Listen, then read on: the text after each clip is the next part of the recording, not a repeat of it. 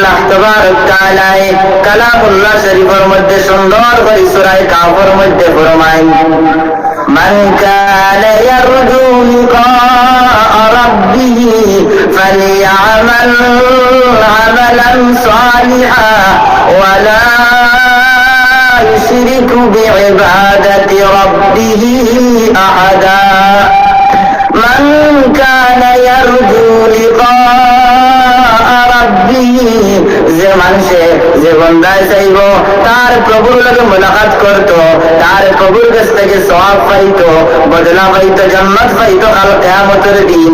এই বান্দার লাগিয়া জরুরি হইল কি আপনার যে আল্লাহর জাতের লাগে তার ইবাদতের মধ্যে যে নেক আমল করব, যে তেলাওয়াত করব, আল্লাহর কালামরে তেলাওয়াত করব, আল্লাহর জাতের জিকির করব, আল্লাহর রাসূল সাল্লাল্লাহু আলাইহি ওয়াসাল্লামের উপরে দুরূদ পড়িব, তাসবিহ তাহলিল আদায় করব।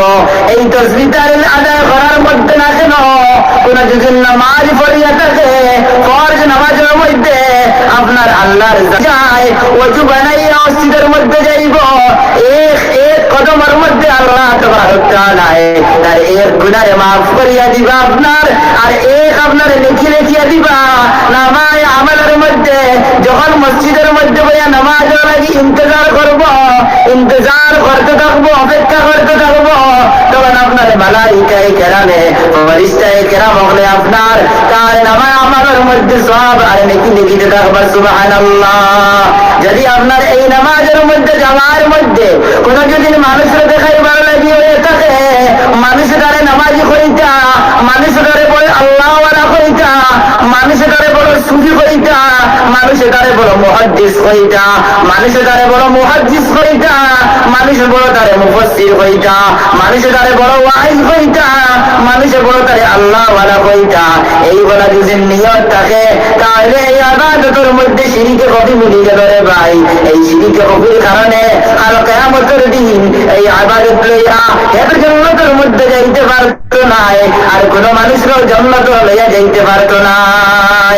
আল্লাহর রাসূল সাল্লাল্লাহু আলাইহি ওয়াসাল্লাম ফরমায় তাফসীর ইবনে কাসীরের মধ্যে লিখিতরা আল্লামা আলুসী রাহমাতুল্লাহি তাআলা আলাইহি এই আয়াতের তাফসীরের মধ্যে ব্যাখ্যা করেন যে ভাই দুনিয়ার মধ্যে সবচেয়ে বড় ফিতনা হইল গিয়ে দাজ্জালের ফিতনা, যে আখেরি জামানার মধ্যে আল্লাহর হাবিব সাল্লাল্লাহু আলাইহি ওয়াসাল্লাম ফরমাইছেন সালাসুনা কাযাবুনা দাজ্জালুন, 30 জুট্টা মিশা দাজ্জাল আইবা, ছোট ছোট দাজ্জাল আইবা, যারা আসল প্রকৃত দাজ্জাল হইতা না, মিথ্যাবাদী আপনার নবুয়তের দাওয়া করবা। কয়েকদিন আগে আপনার এই জমিনের মধ্যে আপনার গোলাম আহমদ কাদিয়ানী নামে আপনার নবুয়তের দাওয়া করলো। কয়েকদিন আগে বিহারের মধ্যে আপনার শকিল বিন হানিফ আপনার এ নবুয়তের দাওয়া করলো। এমন অবস্থা এখনের মধ্যে আপনার পাকিস্তানের মধ্যে একজন ব্যক্তি আপনার তার 10 থেকে 12 লাখ মুরিদিন এ আপনার নবুয়তের দাওয়া করেছে।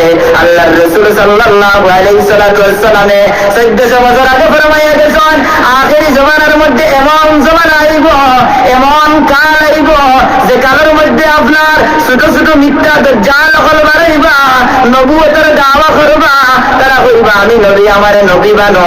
আল্লাহর রাসূলের জমানার মধ্যে যখন আল্লাহর রাসূলের ইন্তেকাল হইল, তখন মুসাইলামাতুল কাজ্জাব নামে এক আপনার জুদা নবুয়তের দাওয়াতের বাড়াইল।